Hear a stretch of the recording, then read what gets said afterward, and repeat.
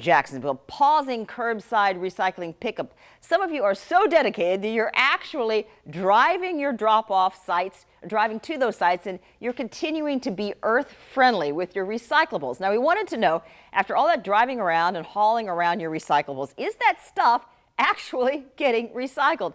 In tonight's Talkin' Trash, Jessica Clark investigates.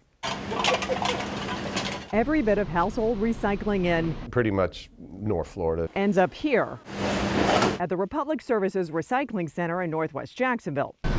Republic Services General Manager Bill Brinkley says since the city of Jacksonville temporarily stopped sending recycling trucks into neighborhoods in the fall, fewer recyclables are being unloaded at the center. It's probably about 85% decline.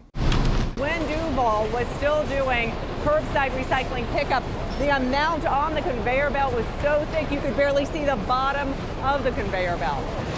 But more of what's coming in now from Jacksonville folks are things that are actually recyclable and less trash. So kudos to the Duval County residents that are taking the material to the drop sites. They're doing a fantastic job. It's clean. Clean, meaning less contamination or stuff that cannot be recycled in a place like this. And contamination is. It's huge. That's the Chief Administrative Officer at the Jacksonville Mayor's office. Anything that goes into the recycling process stream that is not recyclable ultimately costs the city money. Here's why. When a truck brings in a load to the recycling center, it's weighed. The items are then sorted. Recyclable goods versus stuff that can't be recycled, which is then considered trash.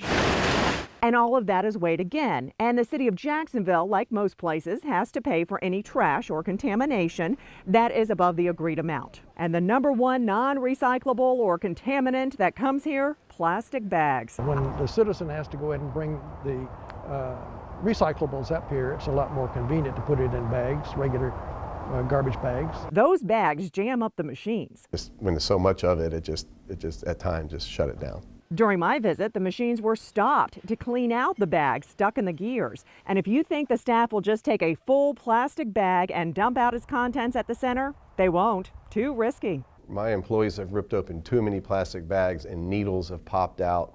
And our employees have got needle pokes, and you know that's a scary thing. Brinkley's advice to you: just empty the recyclables from the bag and reuse the bag.